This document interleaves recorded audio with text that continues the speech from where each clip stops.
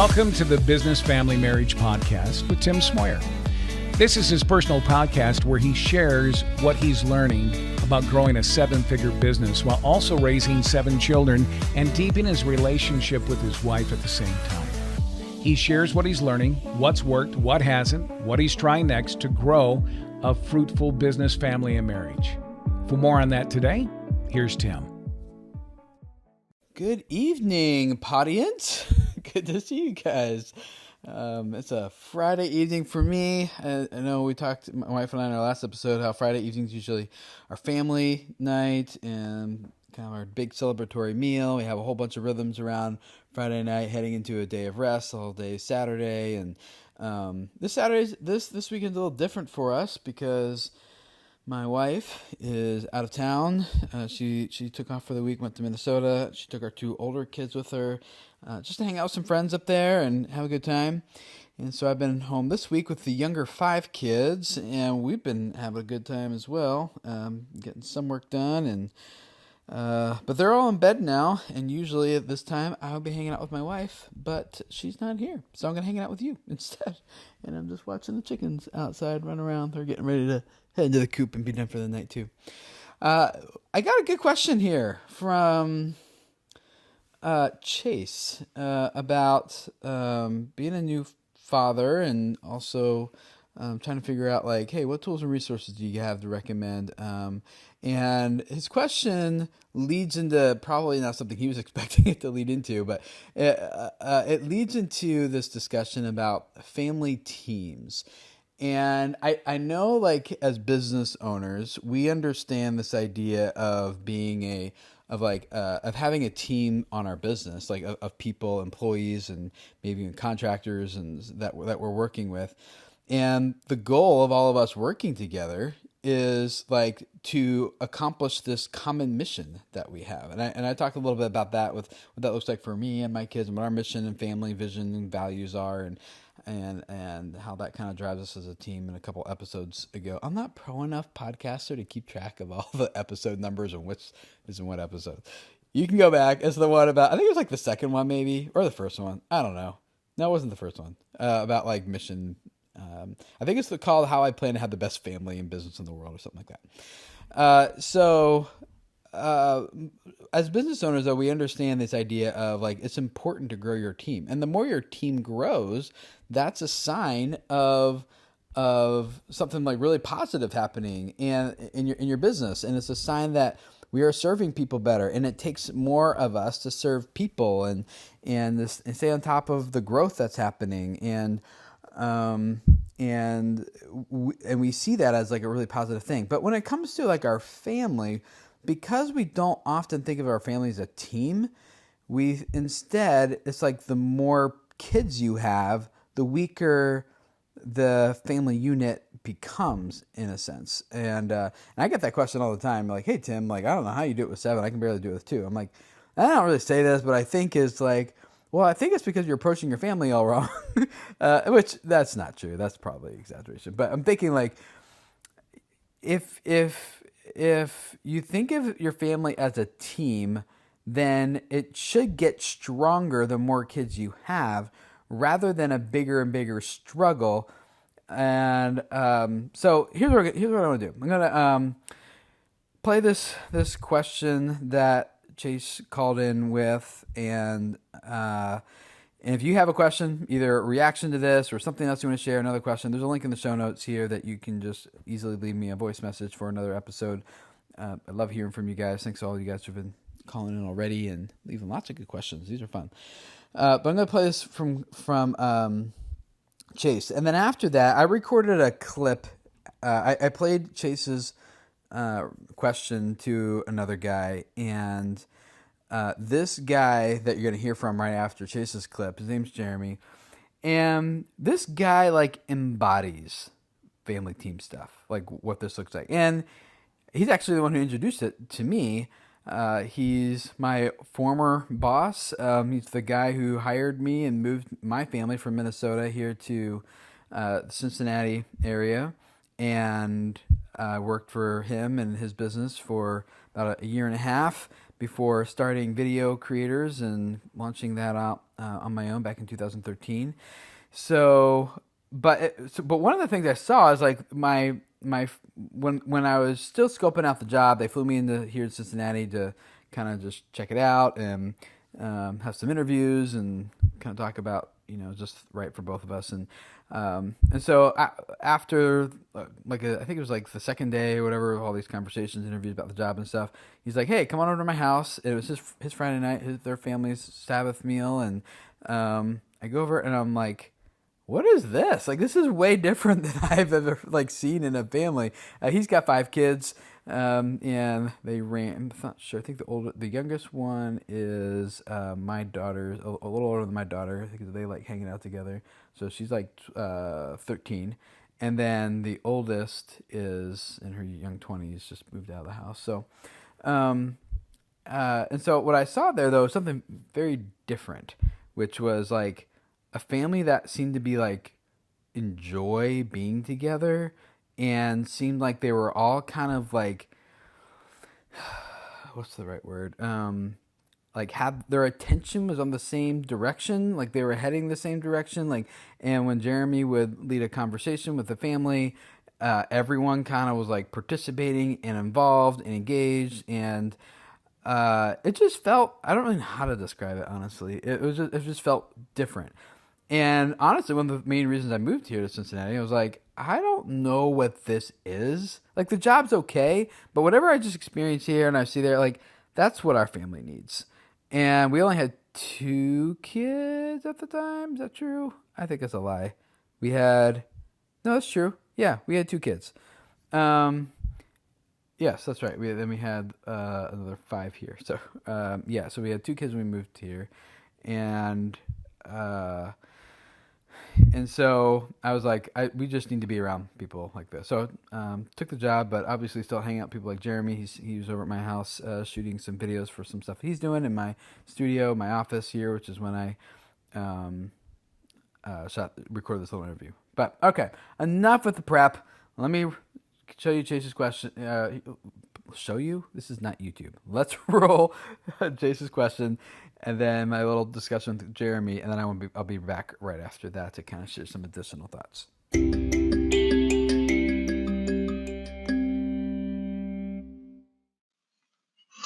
Hey Tim, it's Chase. I listen to your podcast right now and enjoying it, and I just wanted to ask you a few questions.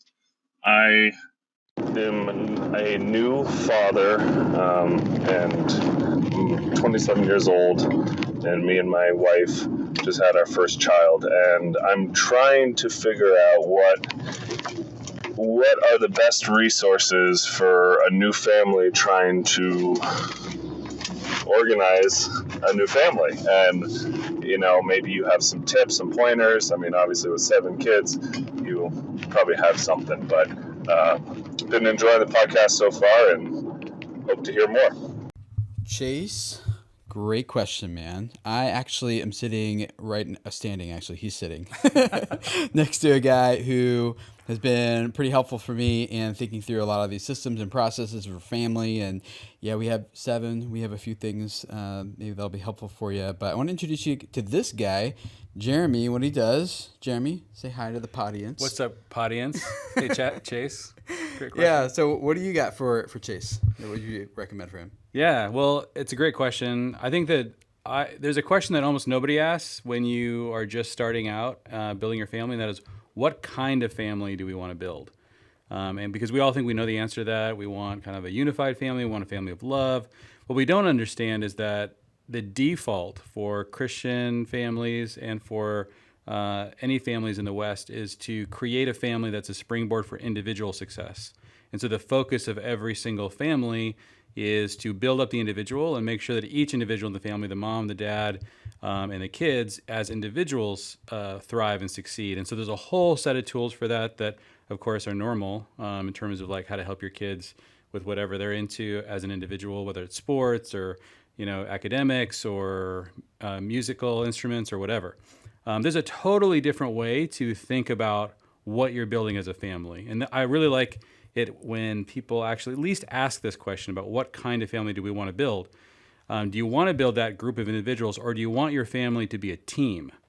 Those are totally different tools, different emphases, different process, different vision. And so if you decide you want your family to be a team, then there's a bunch of tools you have to bring online that actually emphasize team, because just about everything you're going to see from the culture, all the parenting books, they're going to assume that what you're trying to do is build up individuals for the most part.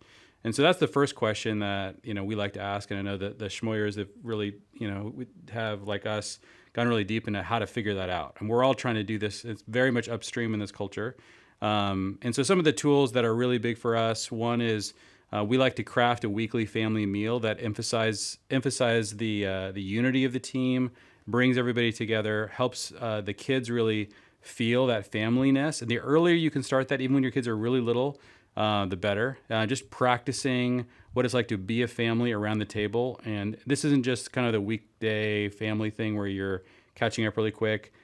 This is really trying to go deep into, okay, what it means to be a dad, a mom, really a timeless experience as a family. I think another big deal, especially when you're just having your first child, is the relationship with your wife and whether or not you guys as together are a team. Because you'll have a limited amount of time before the kids start to really create a lot of bandwidth challenges for your relationship. And so it's really good for you guys to figure out what is it that we like to do together. And what you really tend to do a lot as a family is a lot of divide and conquer as the kids get more and more. And some amount of that's inevitable.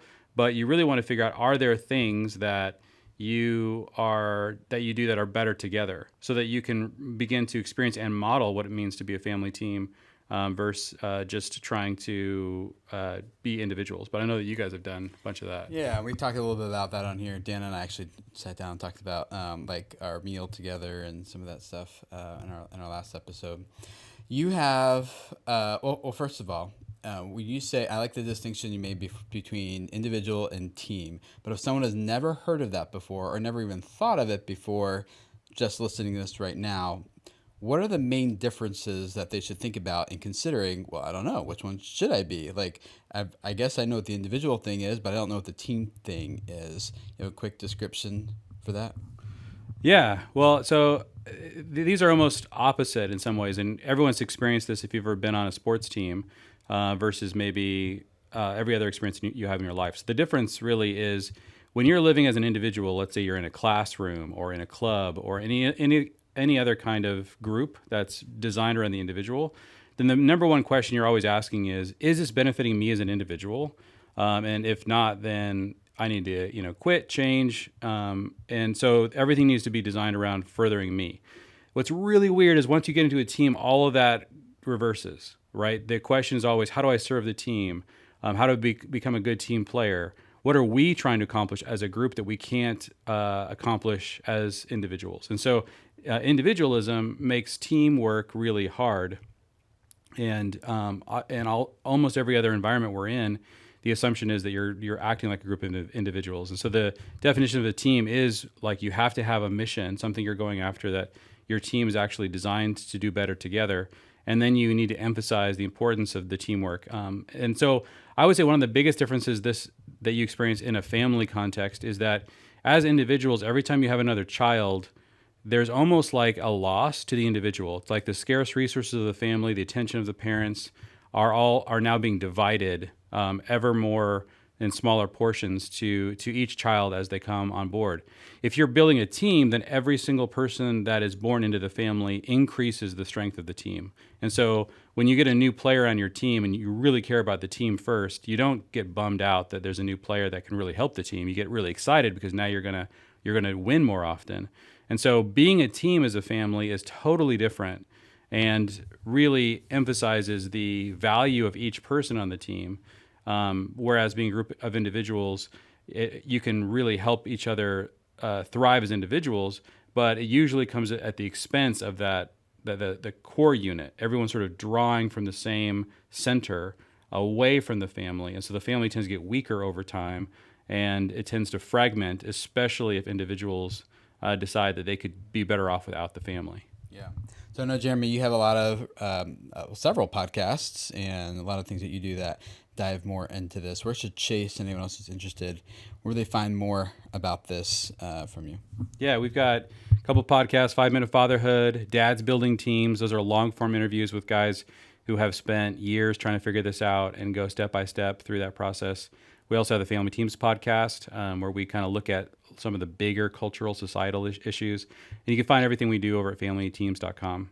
Cool. And I'll put links in the show notes to those if you guys want to go check them out. Thanks, Jeremy. Awesome. Thanks, Tim.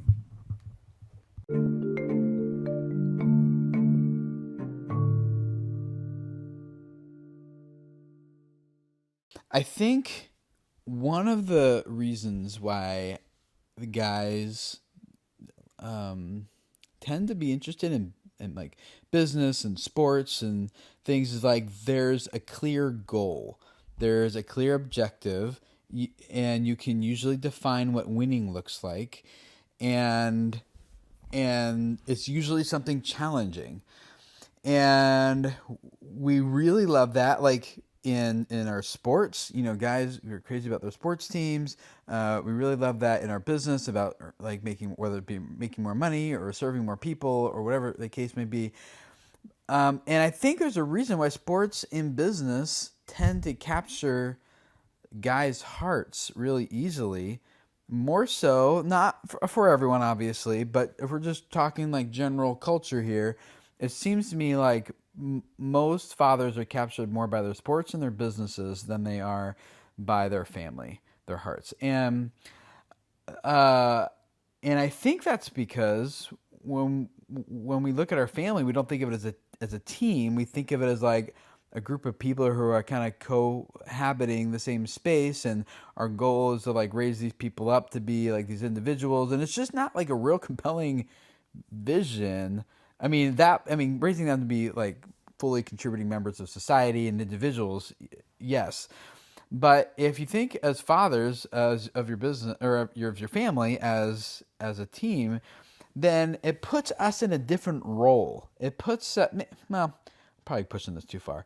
The role I think of is more of like a role of a coach, and I learned that from Jeremy too. Is like if dads put the same amount of energy and passion into coaching their family as they do to coaching their like son's little league or something, it would. I think we would see a lot of that. Would make a huge impact in the country and in families and in marriages and things like if the dad and the mom are coaches for the family, then that requires, if you keep going with that analogy, then the family needs to know what a win looks like.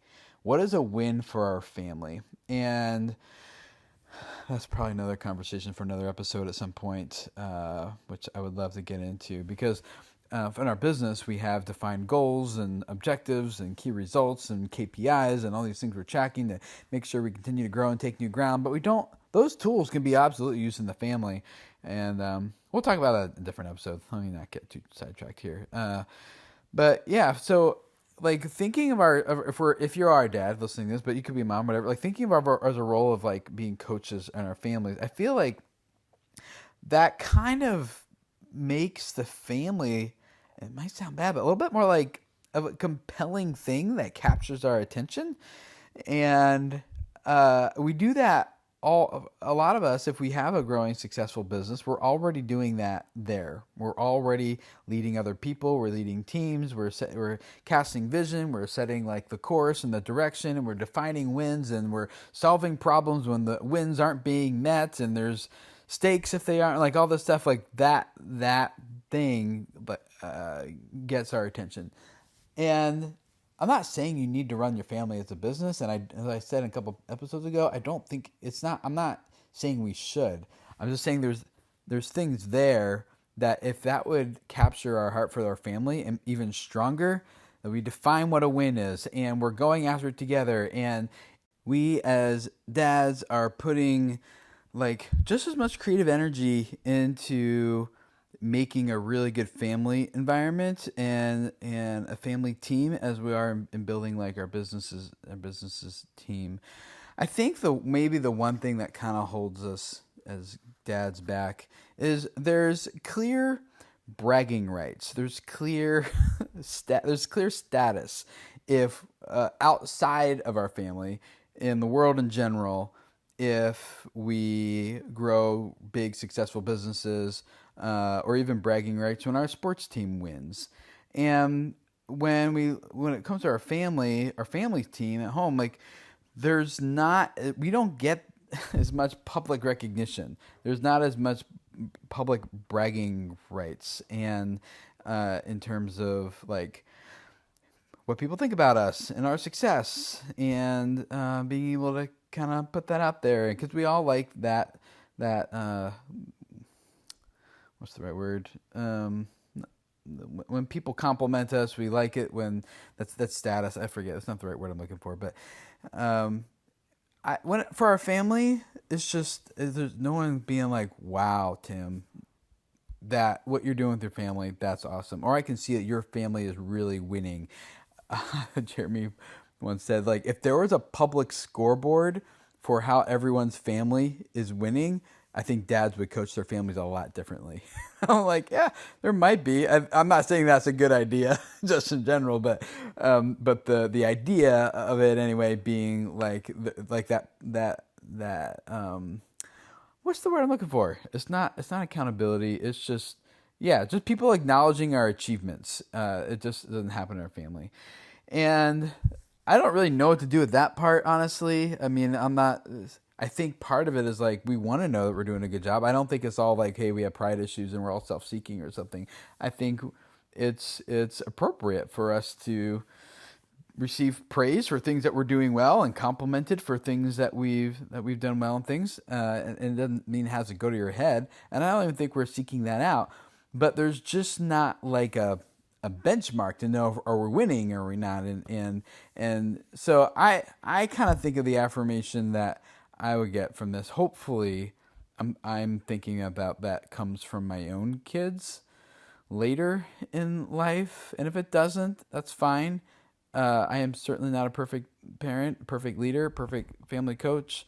But that's kind of where I think of it, is like one day I will, even if they don't say anything, I will just be able to see the fruit of it as it translates into my grandkids and maybe even into my great grandkids. So, but yeah, I think that's like kind of the one thing that's missing. There's not public affirmation for a job well done for fathers and family coaches. So yeah, love to hear what you guys think about all this. There's a lot more to go into this. Definitely check out Jeremy's stuff, because he just talks all day, every day about this kind of stuff, and has thought through it a lot more than I have, and articulates a lot of these things a lot more clearly. So all this stuff is linked up in the show notes down below, and looking forward to hanging out with you guys again here sometime soon. Dana comes back in a few days, and it'll be good to catch up with her. And it seemed like you guys like having her on, and I kind of do too. A little more fun to just hang out and talk with her about stuff too. So anyway, thanks for hanging out, guys. Appreciate you guys kind of just listening to my ramblings here. Hopefully something in here is helppful for you. And yeah, if you got any thoughts, leave a message. You got any questions, leave a message. Link in the show notes, and we'll respond to that sometime in the future. Thanks, guys. I'm going to bed. Good night.